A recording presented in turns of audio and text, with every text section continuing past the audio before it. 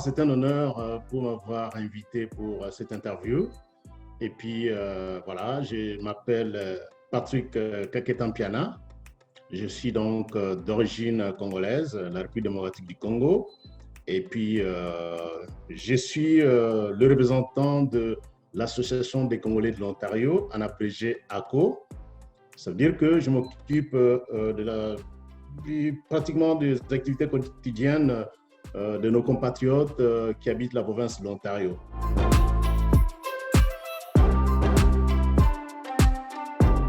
Je suis le président. Je suis le président de l'ACO, l'Association des Congolais de l'Ontario.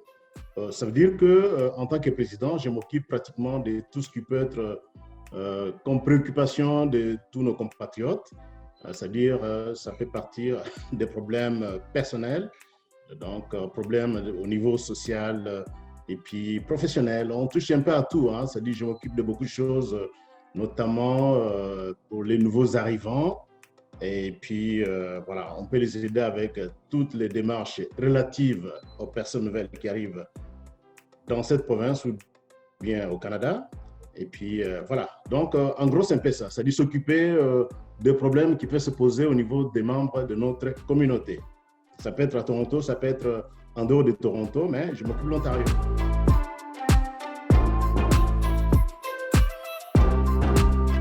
Alors, notre organisation ACO, Association des Congolais de l'Ontario, a été créée en 2009. Précisément, officiellement, nous avons notre lettre patente qui date du 13 novembre 2009. Alors, comme vous le voyez, ça fait plus de 10 ans. Alors, ce que nous faisons, il y a beaucoup de variétés. On touche à beaucoup de choses. Nous avons des programmes, par exemple, de tutorat. Le programme de tutorat, ça peut être éducatif ou même musical. Ceci veut dire que nous nous occupons des jeunes gens de notre communauté, principalement des francophones. Ça veut dire que vous comprenez quand nous sommes dans une ville où c'est très difficile pour les parents, pour s'occuper des enfants aussi, étant donné le niveau d'activité, le travail, tout ça, c'est pas évident. Alors, on essaie un peu de voir quels sont les enfants qui peuvent avoir des difficultés au niveau de l'école. Ça peut être au niveau du français, ça peut être au niveau de maths ou anglais. Alors, on a mis en place ce programme de tutorat pour aider ces enfants. Ça veut dire que nous pouvons avoir recours à des enseignants francophones de notre communauté qui, pour la plupart d'ailleurs, enseignent dans des écoles francophones pour supporter ces enfants dans ce programme de tutorat. Donc, on a 3 sites pratiquement. On a un site à l'ouest de Toronto et à l'est, on en a 2. Et éventuellement, on compte aussi installer un nouveau site de tutorat, des programmes de tutorat au niveau d'Ottawa. Ça, c'est sur l'agenda. Probablement cet été, ça pourra avoir lieu. Alors, à part ça, nous organisons des activités culturelles. Ça veut dire que nous sommes des Congolais, nous sommes originaires du Congo. Il y a un programme de culture. Nos enfants qui sont nés ici, par exemple, ou même ceux qui sont venus jeunes, ils doivent savoir d'où ils viennent. Alors, nous organisons différentes manifestations. Ça peut être à l'occasion de la fête de l'indépendance, le 30 juin. Chaque année, on organise la levée du drapeau à la mairie de Toronto. Et puis, voilà, ça c'est pour rappeler quand même aux gens, vous venez de tel pays, vous devez savoir d'où vous venez. Et après, il y a par exemple des événements culturels qui peuvent être organisés concomitamment autour de cette fête de l'indépendance le 30 juin.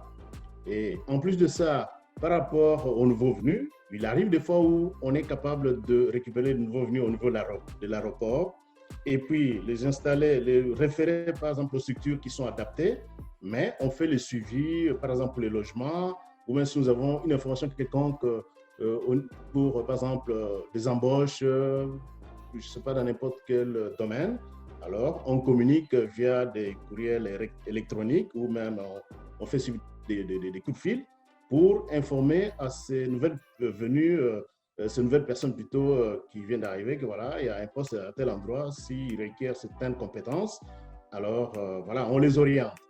Et puis, vous savez, quand une personne arrive, tout n'est pas acquis, hein. Il faut passer par l'immigration. On aide, on accompagne, on réfère auprès des avocats. Et puis, des avocats, naturellement, qui peuvent parler la langue, qui comprennent mieux, qui maîtrisent. Et puis, on leur donne des lettres pour certaines circonstances de référence. Par exemple, au niveau de l'immigration, on peut faire une lettre pour attester que telle personne est de telle origine, qu'effectivement, la vie dans notre communauté, quand même, depuis qu'elle est arrivée, elle s'intègre. On peut faire des lettres comme ça à donner aux avocats qui vont faire le suivi avec l'immigration. Donc, c'est plein de choses. Mais quant au logement ou au travail, ce sont des choses sur lesquelles nous sommes en train de travailler pour asseoir, diversifier plutôt les activités de notre organisation, c'est-à-dire offrir des services. C'est-à-dire, dans le futur, on pourra avoir des services où on peut être en mesure de récupérer ces nouveaux venus à l'aéroport, les orienter, les former, par exemple, pour ceux qui n'ont pas encore accès à la technologie, les former avec des ordinateurs, par exemple, qu'on peut avoir sur place. Par exemple, comment taper, comment apprendre la nouvelle langue, des choses comme ça. Ça, ce sont des projets pour l'avenir. Mais pour l'instant, en gros, c'est ça les activités que nous menons au niveau de la communauté. Et s'il y a, par exemple, des jeunes ou de jeunes personnes qui ont des problèmes, par exemple, avec la loi ou la justice, on fait le suivi. C'est pourquoi il y a des fois des ateliers auxquels ces nouvelles personnes sont conviées, voire même ceux qui sont ici, hein, pour comprendre ce que c'est la loi. On a des avocats dans la communauté qui nous aident avec ce type, disons, de formations. Voilà, en gros, c'est un peu ça.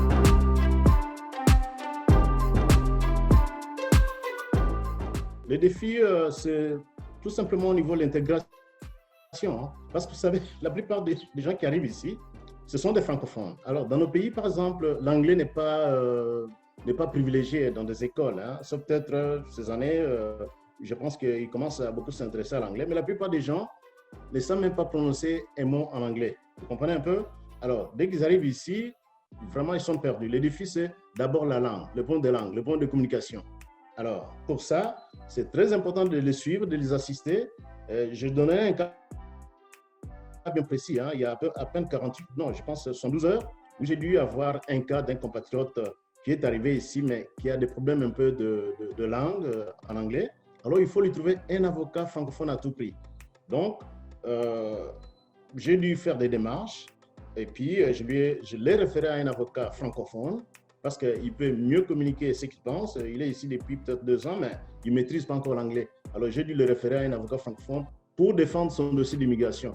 Il avait besoin absolument d'un avocat avant le 15 avril. Alors, je lui ai trouvé un avocat in extremis, francophone, pour pouvoir l'assister dans son dossier d'immigration. Vous voyez que c'est le plus important parce qu'il faut avoir sa carte de séjour hein, au départ, hein, avant de pouvoir prétendre au reste, c'est-à-dire le logement ou même, disons, le travail. Donc, le gros défi, c'est l'intégration plutôt au niveau de la langue. Et puis, après ça, il faut que la personne puisse être logée, il faut que la personne puisse prétendre à un emploi. Voilà, ça sont éventuellement les gros défis que nous avons. Alors, si la personne maîtrise la langue, que cette personne a un logement décent et qu'elle peut avoir un emploi, je pense que l'intégration va se faire de manière... ça va suivre tout simplement.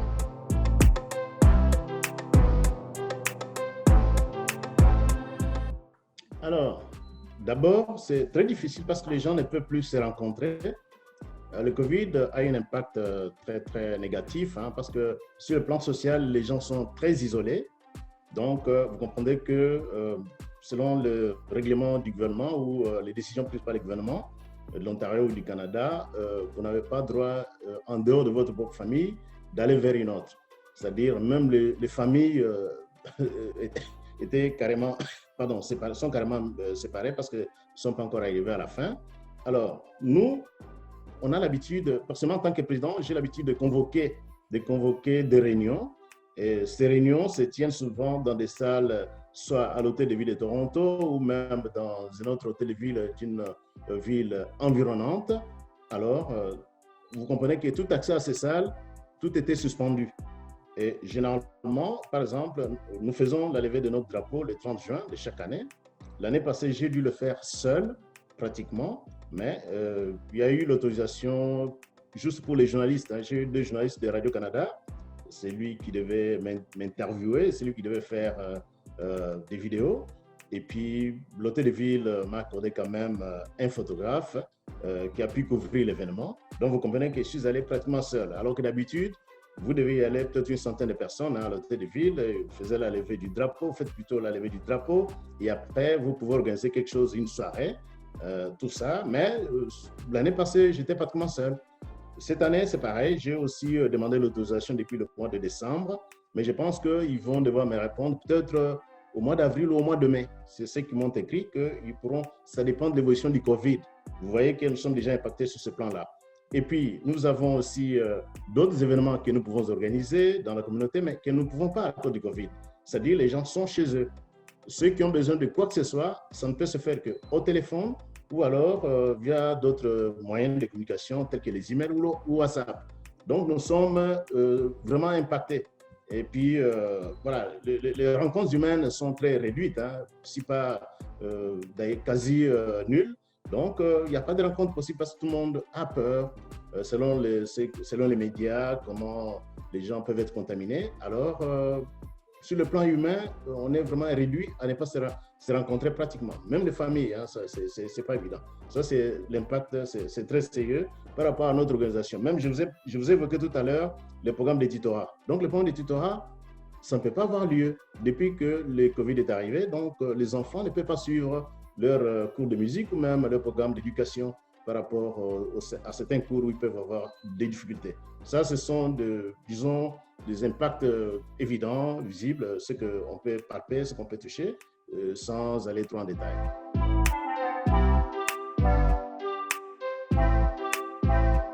De manière générale, on collabore avec les organismes francophones, hein, parce que nous-mêmes, notre communauté se définit comme étant francophone.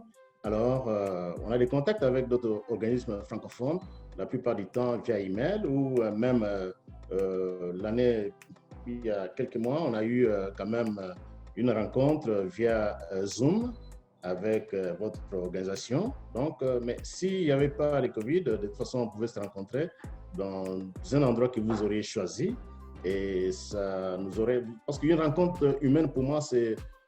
Il y a beaucoup plus de chaleur, hein, plutôt qu'une rencontre au téléphone ou même via Zoom. Et quand vous rencontrez en tête à tête ou en face à face, vous voyez, vous échangez, vous discutez. Je pense que c'est beaucoup plus efficace plutôt que de le faire via Zoom. Mais sinon, on est en contact avec d'autres organismes francophones. Comme je vous ai dit tout à l'heure, je vous ai cité le cas où on a par exemple accès à des formations juridiques pour que les gens comprennent même les basiques des droits, connaître leurs droits au niveau de l'emploi s'ils subissent une injustice ou n'importe quel comportement qui n'a pas de rapport avec bon comportement légal. Alors, on se réfère à des avocats, mais on le fait avec d'autres organismes qui peuvent convoquer ou inviter un avocat, un professionnel dans tel ou tel domaine. Et cette personne-là nous communique et puis nous communiquons aux autres membres de la communauté pour pouvoir assister à ce genre de rencontres parce que c'est dans leur intérêt. Quand on va apprendre quelque chose, c'est toujours quelque chose de positif et il faut absolument faire un effort pour pouvoir assister à ce genre de rencontres. Donc, on traite avec d'autres organismes francophones. D'ailleurs, même lorsque je vous ai dit que j'ai référé un nouvel arrivant plutôt, un compatriote, mais je l'ai référé à un organisme francophone pour avoir le service d'un avocat en français.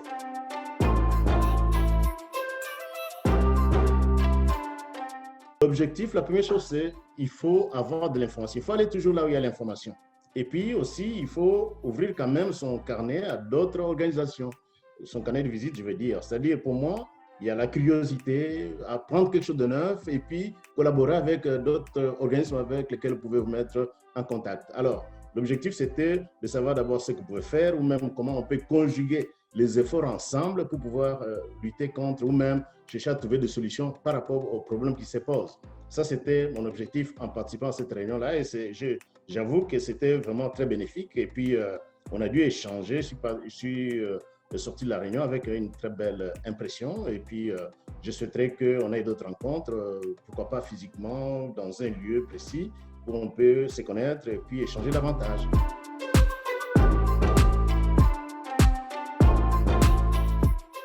C'est le tout, hein, c'est-à-dire l'échange d'informations, travailler pour quand même arriver à relever les défis de la communauté et puis échange d'expérience aussi. Je pense que vous êtes là depuis, je ne saurais pas vous poser une question, vous êtes là depuis quand même un certain nombre d'années.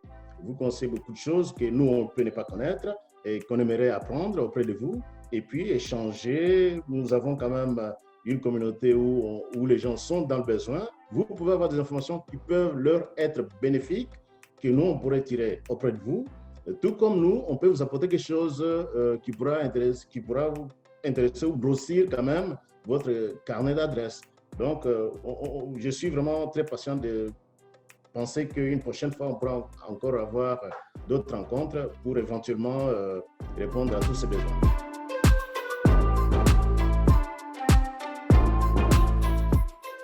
Le message serait de s'intéresser à leurs organisations qui sont déjà en place, parce que ce n'est pas la peine de rester seul, coincé dans son coin. Il faut toujours sortir, aller vers les autres. Il faut toujours sortir, aller vers l'information. C'est très important d'être curieux, de savoir qu'est-ce que les gens disent, ou même qu'est-ce qui se passe. Parce que si vous restez seul dans votre coin, isolé, vous risquez de rester dans l'ignorance. Mais si vous allez vers ceux qui ont l'information, ça va vous apporter beaucoup de choses. Peut-être vous pouvez être dans le besoin pour quelque chose, mais vous allez juste à une réunion pareille, vous avez l'information que vous cherchez. Et puis voilà, donc c'est question. De toute façon, en gros, ce sont des relations humaines. Hein. Je ne vois pas comment il serait normal qu'une personne reste coincée dans son coin au lieu d'aller vers les autres pour pouvoir apprendre davantage. Nul ne connaît tout, hein, mais vous avez des choses que nous pouvons apprendre. Nous avons des choses qui peuvent vous donner davantage une idée sur d'autres choses que vous pouvez éventuellement envisager pour l'organisation.